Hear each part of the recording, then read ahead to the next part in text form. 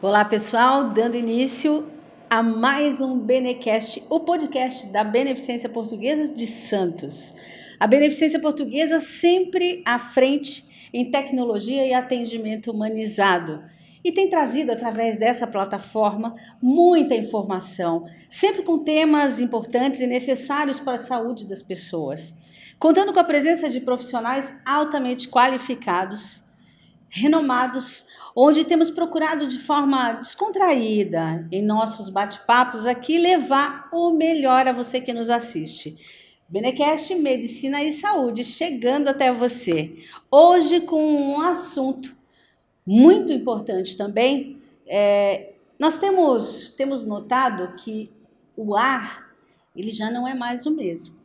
Nós temos notado também que está bem poluído. Já sentimos até saudade daquele céu completamente azul. Hoje parece que tem uma fuligem no ar. Sabemos aí que tem efeito das queimadas, mas que essa poluição ela tem afetado. E para falar sobre a saúde do aparelho respiratório, nós trouxemos aqui, convidamos, ele aceitou carinhosamente o nosso convite, o nosso pneumologista. E eu queria agradecer a presença tanto do Dr. Josué como do nosso presidente Ademir Pestana, que vai estar aqui junto para a gente fazer as perguntas, né, presidente? As perguntas que nós temos aí curiosidade, aquele que nos assiste também. Dr. Josué Reinaldo Ferreira, médico especialista em pneumologia pela Sociedade Brasileira de Pneumologia e Tisiologia. Ex-professor assistente de pneumologia da Faculdade de Ciências Médicas de Santos por 21 anos. Ex-professor de pneumologia da Faculdade de Fisioterapia da Universidade Católica de Santos. Também foi professor da Faculdade Aberta para a Terceira Idade da Universidade Católica de Santos. Médico do Serviço de Pneumologia da Beneficência Portuguesa desde 1977. Uma alegria poder ter a tua presença aqui. Alegria minha de poder estar participando, colaborando na casa que eu sinto como minha. Que maravilha, né? Olha aí, importante, né? Que currículo maravilhoso, né? Maravilhoso. Por isso que o doutor Josué é o meu médico, né? Eu sinto uma tossezinha, alguma coisa diferente no meu aparelho de respiratório, eu já consulto o doutor Josué, até pela minha própria idade, né, doutor Josué? A gente sabe que a terceira idade a pessoa tem que se preocupar mais, né? Uma pneumonia aqui, outra acolá. Chega um momento que a pessoa pode começar a ter dificuldades, né? Até na qualidade de vida e longevidade. Principalmente com essas queimadas aí, onde no ar aí já se fala em 100% de carbono, né? Que a gente anda respirando. E, doutor José, era bom usar máscara? Será que não seria o momento da máscara novamente ou não? Para falar de queimada, a gente tem que falar um pouco antes, né? Agora não adianta chorar o leite derramado. Nós já queimamos muito, já queimamos demais. O Brasil, esse ano, queimou já mais ou menos 11 milhões de hectares de mata. Só em agosto foram queimados 56 milhões de hectares de mata, mais ou menos 34% do agronegócio, outros 30% de mata virgem e o resto de pastagem, de outros lugares. Então, o problema é o seguinte, é ver como nós chegamos a esse ponto. Por que nós chegamos? Isso era previsto. Os cientistas têm mostrado que o aquecimento global está aumentando, os períodos de secas estão aumentando. Por exemplo, na Amazônia, a temperatura já aumentou 1,5 grau desde 1970 para cá. O tempo que fica em estiagem, normalmente é de junho a agosto. Aos 40 anos, esse tempo está aumentando. Já temos uma estiagem que aumentou mais 4 ou 5 semanas. Tudo está piorando. Nós não estamos fazendo assim efetivamente nada para controlar isso, né? Então dá a impressão assim, o homem herdou a terra, e achou que podia fazer daqui aquilo que ele quisesse. É o pensamento antropocêntrico, né? Tudo é para o homem. No caso, a Terra não se vinga, né? Ela reage, né? E que nós estamos tendo uma reação dessas inconsequências, né? Sim. Que a gente só quer destruir, tirar, né? Conforto, e esquece um trabalho mais até de conscientização da própria população. Então, esse comportamento, assim, o homem quer tudo para ele. Ele não quer dividir as coisas com os animais, com a própria natureza. Quanto mais puder aproveitar da terra, mais o homem aproveita. E agora nós estamos vendo a consequência disso, né? Há um tempo atrás, depois do fenômeno El Niño, que começou em 1998, a temperatura dos oceanos já aumentou em 2 graus Celsius. As geleiras estão diminuindo. Então, está havendo uma transformação muito grande e que a gente está aceitando, porque ela é muito lenta, é gradativa, né? Então, vai chegar um ponto, por exemplo, considerando o incêndio na floresta amazônica. A floresta amazônica não deveria pegar fogo, porque ela é uma mata muito úmida que controlaria o seu próprio fogo, né? No entanto, abriram-se muitas clareiras que permitiram que isso daí se tornasse favorável ao incêndio, né? A temperatura também da floresta aumentou. Então, nós agora estamos assim, o que fazer com tudo isso? A quantidade de carbono que você falou, que foi para a atmosfera, esse ano já chegou a 180 megatoneladas de carbono mandadas para o ar. Vê que nada está sendo feito. A média anual dos últimos anos é de 150 megatoneladas de carbono. Até setembro já foram 180 megatoneladas de carbono. Isso vai aumentar o efeito estufa, vai dificultar a evaporação, né? Mais substâncias na atmosfera para a gente respirar, né? E essas pessoas que têm problema no aparelho respiratório, como doenças que são facilmente controladas, né? Como esqueci o termo aqui dessa... Como asma, bronquite, essas crônicas que a gente está acostumado a sentir, a escutar das pessoas. Comum, essas pessoas com isso vão piorar isso aí? Isso vai piorar? Com certeza, tudo vai piorar. Não é só o asmático, o homem que não... vai ter que tomar mais antibiótico, é isso na prática? Não necessariamente. O ideal seria que a gente tivesse um mecanismo de prevenção, que essa pessoa não ficasse exposta ao agente agressor. Quais seriam esses mecanismos? É muito difícil, porque o aparelho respiratório é o órgão do nosso corpo mais exposto ao meio ambiente. É verdade. Né? O coração está protegido, o estômago... Agora, o pulmão não tem jeito. Você fez assim, ó, pronto, entrou. Claro, a gente tem mecanismos de defesa, só que a atmosfera, o clima do jeito que está, começa a vencer o nosso sistema de defesa e começa a penetrar e sobrecarregar o aparelho respiratório. Então, todos nós somos vítimas do ar que respiramos. A gente não dá para escolher, porque você não vê o que você respira, né? Nesses incêndios, nessas queimadas, então os institutos mediram partículas muito pequenas, partículas de 10 micras, de 5 micras, de 2,5 micras. Esse tamanho de partícula é tão pequeno que ele vai até a intimidade mais longe do pulmão, já em condições de até passar para a corrente sanguínea.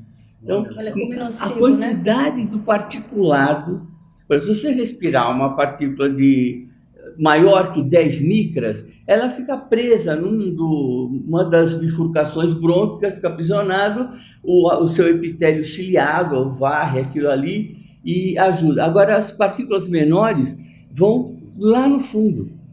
E, só um parênteses, o cigarro faz partículas de 1 micra de tamanho.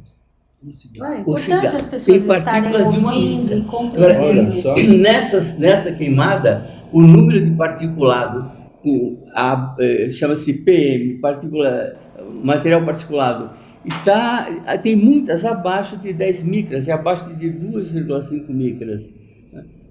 Aumentamos em mais ou menos 2.500% esse ano o número de partículas pequenas. Essas são as mais nocivas.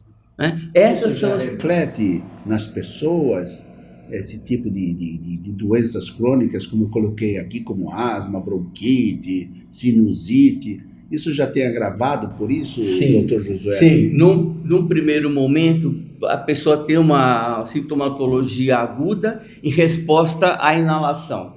Né? Essa inalação vai persistindo, aí começa a haver uma formação de um processo crônico respiratório. Né? No asmático, como ele já tem essa sensibilidade, aí vai ser mais prejudicial ainda, né? Mais sintomático ainda. Mas todos nós estamos sujeitos a isso. Que a gente sabe que no litoral paulista, nós não temos sofrido com esses incêndios florestais na proporção que, né, vem acontecendo aí, até porque nós estamos aí mais próximos do oceano, então nós temos esse vento marítimo também que traz aí essa umidade do ar. Mas a CETESB, ela fala sobre a má qualidade do ar e o quanto ela pode afetar as pessoas com doenças respiratórias. E a pergunta que, inclusive, nos mandaram aqui é que tipo de sintomas, em virtude de tudo isso, principalmente com esse agravamento, mesmo os Santos, não, né, a Baixada Santista não estando tão à mercê de tudo o que tem ocorrido, a gente percebe que há uma mudança. Nós percebemos no ar, nós percebemos no céu, nós percebemos essa densa camada aí de poluição, nós estamos sentindo isso. Que tipo de sintomas nós vemos na população aí, principalmente com esse agravamento? Então, uma coisa interessante, Santos não foi afetado pela queimada, né? Pelas características da cidade. Sim. Nós temos uma umidade muito alta, nós temos a Mata Atlântica aqui, que é uma mata densa e forma um paredão, evitando que as partículas caem. E depois, também não é um lugar de agropecuária importante aqui, não temos o que queimar. Nós teríamos coisas químicas para queimar, mas não muitos mangues, né? Muito úmida pelo próprio mar. O papel, o Cubatão acaba tendo essa fumaça que está vindo está passando por cima de Santos. Está falando como que um rio de fumaça passando por cima da gente e indo lá para o sul. Né? Então, isso não está nos afetando. Em compensação, nós estamos com uma umidade relativa do ar muito alta na cidade. Vai fazer mais ou menos um mês e pouco, que a umidade do ar, a umidade relativa, está entre 80% e 92%. Está muito úmido, também não é bom.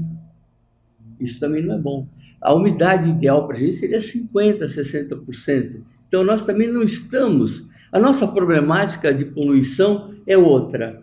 Tem nada a ver com queimada. Nós temos outros problemas de poluição aqui na cidade, bastante sérios. Né? Podemos falar, eu lembro assim, quando eu era pequeno aqui em Santos, o cais terminava ali no Canal 5, posto 8. Hoje o cais vai até a Balsa. Olha a extensão de cais que nós temos aqui em Santos. Né?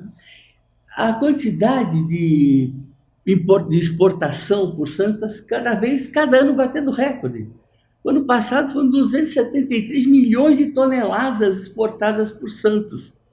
Isso significa muito caminhão descendo a Anchieta, muito óleo diesel. Então, aquele particulado, o carbono, né? Aqui o caminhão põe para cima como o carbono black que nós estamos respirando, né? Depois, a maneira como os grãos, o terminal de granéis sólidos é ali perto da balsa. Errado, né? Deveria ser no Valongo, porque aí o caminhão não tinha que vir desde lá da Anchieta até a Ponta da Praia para trazer trigo, residencial, milho, né? soja. Né? É um bairro residencial. Né? Tem pessoas que andam pela praia e sentem, quando passa do Canal 6, já percebe que o ar já está... Mudou um pouco. Somente na época de embarques, né? Exatamente. O navio também, que fica parado aqui em Santos, ele não fica com o motor desligado. Aquele motor, aquilo está pondo fumaça na atmosfera. Né? Mais ou menos atraca e desatraca em Santos 35, 39 navios por dia. Eu observo assim que a gente está falando sobre essas consequências todas, sobre esse caos que realmente foi gerado. Mas eu não posso deixar de pensar em quem está nos assistindo e olhando aqui para o doutor Josué e com seu problema respiratório e perguntando, doutor, socorro, né?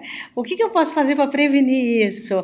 De que forma isso pode ser evitado? Tem formas para se evitar? O que poderia ser dado aí como um conselho para essa população que está sofrendo, doutor? Em primeiro lugar, eu sempre pauto pela prevenção da coisa. Né? Porque não tem como você não deixar de respirar. Sim, você sai na rua, pessoas que moram na Baixada Santista não precisam estar tão preocupadas com as queimadas, né? Não com as queimadas, nós temos os nossos próprios problemas aqui. É bom aqui. Que caracterize isso, né? Que às vezes as pessoas fazem confusão. Não, as queimadas não estão nos afetando, não estou atendendo ninguém que tenha sido de certa vítima forma, de queimada. O doutor foi muito feliz e deixou tudo isso bem claro. Nós temos esses problemas já próprios, né? Eu estava falando, eu acho o cais um grande formador de poluição. Mais ou menos entra e sai por dia de Santos 15 mil caminhões. Né? É tudo óleo diesel queimando na atmosfera. Então, isso coloca o nosso ar numa condição muito ruim. A forma também como o milho, o trigo é jogado no navio, levanta um particulado abundante para a atmosfera. Né? E o vento traz isso para a cidade. Né? Agora vou inaugurar o terminal de gás lá no Valongo também, não sei como vai ser isso. Desculpa, eu não conheço, então tenho receio que haja escape de gás. Né? Nós temos também a Ilha Barnabé, então tem muitas coisas que afetam a poluição. E como fazer? Não tem como fazer, você tem que respirar. Respirou, entrou no seu pulmão. Na medida seria assim, cuidar de estar em lugares que não tenham pelo menos cheiro forte, fumaça e poeira. Algum horário específico para uma caminhada, algum exercício? Não tem? De manhã cedo, no final da tarde? Não existe isso. Qualquer hora você está respirando um ar ruim aqui em Santos. Os primeiros sintomas que você vai ter é tosse. Sim. A tosse é o primeiro sintoma. Aliás, a tosse é o segundo sintoma que mais leva as pessoas ao médico. O primeiro é dor, depois é tosse. Né?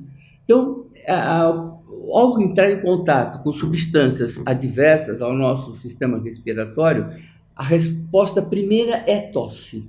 Né? Depois começa a formação de muco, porque aquilo que entrou vai excitar o aparelho respiratório a inflamar. Inflamando, ele começa a secretar mais muco do que o normal. E ele incha. O brônquio está inchado e produzindo mais muco. Começa a haver um acúmulo desse muco. Esse muco infecta. Né? Aí leva a uma série de doenças, uma série de problemas. Como evitar? Não sei. Porque temos que respirar. Sim. Alguém que saiu daqui, por exemplo, e esteve em contato com esse ar poluído, retornou aqui para a cidade, qual seria o seu conselho para ele? O que ele precisa fazer?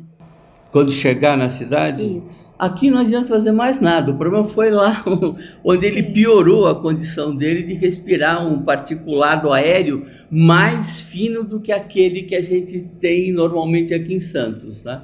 Mas os sintomas, a tosse, seria fui logo procurar uma assistência médica para tomar alguma coisa que fluidificasse o muco, que desinflamasse o brônquio. O conselho seria esse. Para que a gente pudesse medir essa quantidade de partículas, né, por causa das queimadas, a gente poderia, por exemplo, para qualificar, quando ela chega a 100% de carbono, né, a mais, isso seria o quê? Como fumar um maço de cigarro? Prejudica mais que fumar ou... Não Olha, sei como seria. Só para que as pessoas que vão nos assistir possam até medir isso, né? Eu acho que o prejuízo é muito equivalente ao cigarro. O cigarro você tem a sua poluição particular, você compra ela para você e tal. A outra não, a outra você é vítima não voluntária, né? Mas então essas pessoas que fumam são mais prejudicadas automaticamente. Sim, claro. Passa a receber como se fosse uma carga dobrada no pulmão, né? Isso é uma coisa assim, fumar ou respirar fumaça não é atributo, Deus não fez o aparelho respiratório para a gente receber fumaça, né? Deus não fez o pulmão para pôr fumaça de cigarro. A gente perverteu essa finalidade, né? E o homem foi pervertendo toda a sua circunstância de vida, criando a seu favor benefícios e prazeres, né, que dão nessa consequência. O brônquio não foi feito para fumar, foi feito para respirar ar. A boca não foi feita para pôr cigarro, foi feita para beijar, para comer, né? Então, a alteração que a gente faz da finalidade do corpo é que é o problema. O homem quer tomar conta, achar que é dono de tudo que tem no mundo, né? É a tal do antropocentrismo, né? E não o biocentrismo, que seria pensar em todas as criaturas. Isso é a consequência do que está agora. Seria muito bom. Nós também recebemos uma outra pergunta, que é as consequências da aspiração de fumaça, queimada, cigarros, para a população no geral, em especial para grávidas, bebês e crianças e pessoas com problemas pulmonares. Quais seriam essas consequências? As consequências são assim, mas vai inflamar o aparelho respiratório. Tudo que entra no aparelho respiratório que não seja ar é estranho ao aparelho respiratório. Tudo que é estranho vai provocar uma reação adversa do corpo e ele inflama. Ele inflama, aí vai dar os seus sintomas. A tosse é o primeiro, é o principal, né? Essa tosse que não para, que pelo menos agora, boa parte da população a gente enquanto essa vê umidade presente. do ar estiver muito alta, vai ser mais difícil controlar as tosses. Às vezes a pessoa fez exames... Essa época que nós estamos está muito difícil controlar a tosse. Normalmente é proveniente do quê, doutor? Quando essa tosse que persiste, assim, é mais alergia? Olha, a maioria dos casos. É uma irritação mecânica mesmo, do particulado no brônquio. O brônquio está reagindo à presença de um material estranho à sua fisiologia. Ele reage, inflama, né? A origem da bronquite, do enfisema pulmonar, é essa. É a cronicidade das respostas inflamatórias que vão deformando o brônquio, né, rompendo as estruturas respiratórias, que são os alvéolos, e modulando um pulmão com outra estrutura, que já não consegue mais receber o oxigênio e fazer a troca adequada. A gente está recebendo uma aula. Ou seja, quem tem esse tipo de problema, e pelo que eu estou escutando aqui o doutor Josué, a pessoa tem que pesquisar, conhecer cada vez mais a sua doença para poder ajudar o médico no tratamento, não é isso, doutor José? O Porque tem difícil, pessoas que, sem o médico deu um remédio, fica por isso mesmo e não tem um mínimo de conhecimento. Sim, é da- a falta de conhecimento, conhecimento. a falta também dos órgãos competentes de estarem trazendo essa conscientização, até essa mobilização, para que não acabe tomando a proporção que vem tomando, né? Porque a gente vê que isso avança, a própria conscientização destes órgãos à população. A gente observa que está um caos em diversos lugares e não há orientação, não tem informação campanhas, nenhuma. né? Campanhas. em relação às queimadas, até só recentemente nós recebemos um comunicado oficial de órgãos oficiais da nossa sociedade.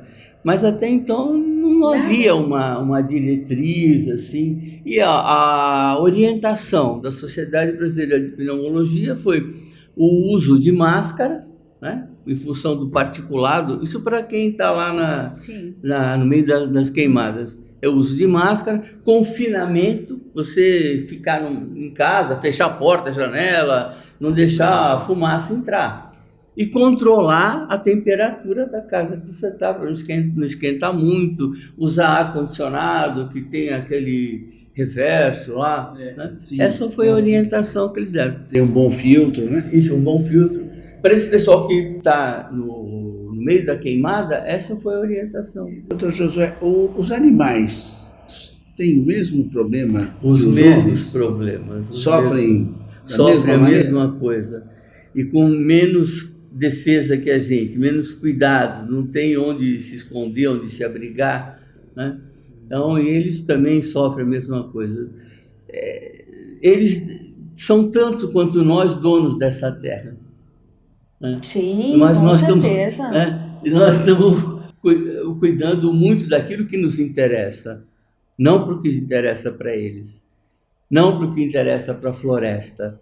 Acho que se tudo fosse respeitado equitativamente, poderia haver progresso, o homem poderia atingir os seus desejos, os seus objetivos, e viveríamos numa situação bem mais calma, mais tranquila.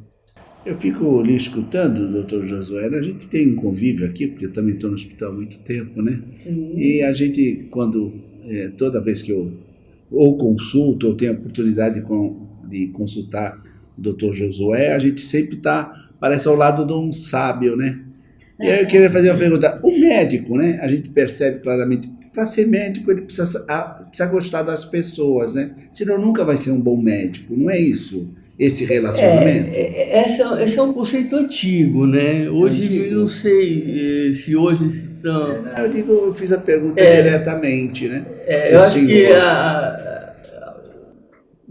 ser médico, antes de tudo, gostar do ser humano, mas na sua essência. Mas eu digo, para ser um bom médico, ele precisa gostar mesmo ou não há essa necessidade? Não, tem que ter essa necessidade. Você pode ser o médico mais estudioso o alvo do mundo. de todo conhecimento. Se você não gostar do ser humano... Você pega o médico, ele já vem de fazer a escuta, ele põe a mão, ele põe aqui, fala isso, fala aquilo, já começa ali já o procedimento. Vezes, né, doutora, a procura de um paciente ao médico às vezes está diretamente ligado ali a problemas mais psicossomáticos, emocionais, vezes. do que patológicos. Às vezes o médico também tem os problemas. Também, 60% a 70%. Né? Os médicos também são seres humanos também, né? 60% a 70% das pessoas que procuram o médico têm problemas que qualquer médico resolveria. 60% a 70% que índice alto? Sobra uns 30% de casos assim, mais difíceis e tal, mas de um modo geral daria para tratar bem uma maioria das pessoas, né? Dirigir melhor, orientar melhor, né? O médico teria o papel de educador também, explicar essas coisas, né? Para mudar o comportamento, mudar o hábito.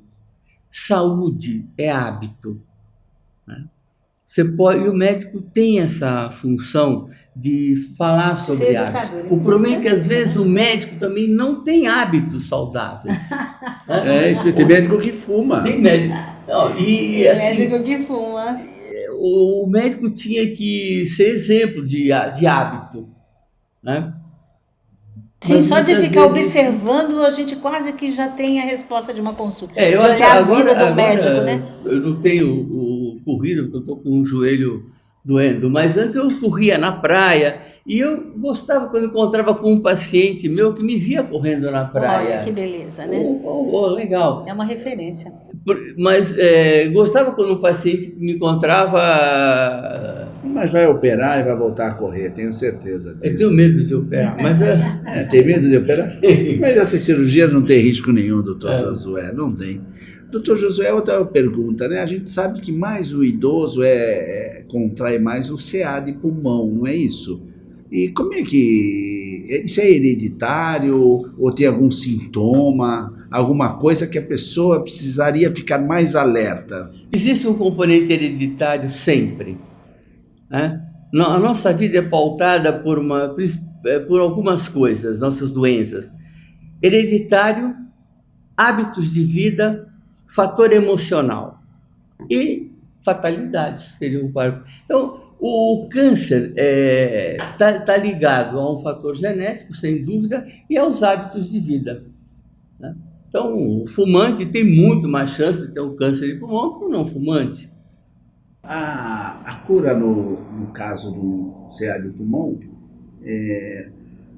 se obtém com mais facilidade que se fosse em um outro órgão, por exemplo, no fígado, Qualquer órgão. no estômago. Sim, peraí, o de pulmão seria, acho que o câncer Não é tão agressivo. O do pulmão, se você tem a radiografia do tórax, é um exame simples, é fácil de fazer e você pode já ir detectar nódulos pulmonares que podem ser operados e curar o tumor. Então, bem atendido e precocemente, você cura o câncer de pulmão com bastante possibilidade. Doutora, a gente já está caminhando aqui Pessoal, para o a nosso... idade é um fator para piorar tudo. Né? Eu sei. A gente já A idade é uma doença crônica, inevitável e intratável, né? A idade Sim. é tudo isso. Agora, você pode se comportar de uma ou outra maneira no evoluir da sua idade. Aí entram os seus hábitos, uma série de coisas que hoje todo mundo fala, né? Mas uma coisa que eu queria só colocar é que essa questão das queimadas, a questão da poluição, do ar, estão sendo conduzidas por 3 tipos de fontes: cientistas, a mídia e os políticos. Hoje você vê sempre a propaganda política, o cara vai falar de poluição, de ambiente e tal. A mídia vive falando disso. E os cientistas também. Sim. Mas o que a gente percebe? Não há uma convergência de uma resposta ideal para isso. Eficaz para resolver. Tanto nos políticos, como na mídia e como nos cientistas.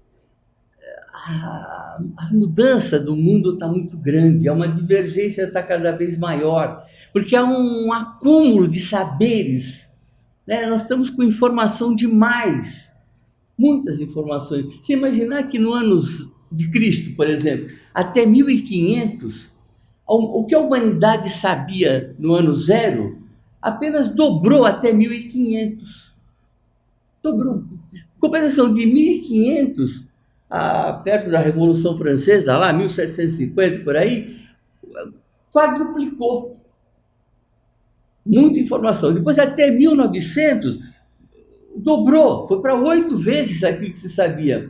Depois da guerra de 45, começou o conhecimento humano dobrar a cada 25 anos. Hoje em dia, nós estamos dobrando o conhecimento humano a cada 2 anos. Olha só, né? Tudo que a gente sabe agora, tudo que nós sabemos agora, daqui a 2 anos, nós vamos saber o dobro. E, segundo a IBM, vai chegar um ponto que ele vai dobrar o conhecimento humano de 24 a 24 horas. Precisa saber fazer, Muita né? informação. O problema é que sabe... Divergência. Vocês viram a questão das vacinas? Como os médicos divergem, como os cientistas divergem. Eu Sim. sempre falo, né? Para ser médico precisa ser inteligente. E a prova de hoje está aqui. Dr. Josué no nosso Sim, Benecast com aqui. certeza. Né? Com O certeza. Dr. Josué, nós podemos falar assim, um mineiro, ele não é mineiro, mas parece um mineiro, e para conversar com o mineiro não dá 30 minutos como nós estamos aqui, mas sim 2 horas, 3 horas, né? Dá vontade de Vai continuar embora. É porque e não parar. eu ainda tenho uma pergunta- uma pergunta final para ele. Eu também já queria Pra deixar que a a minha gente- aqui, só uma dúvida. Quando faz próximo. a radiografia, por que pede a radiografia e por que pede a tomografia? Qual é só essa diferença? Eu vou te explicar uma coisa.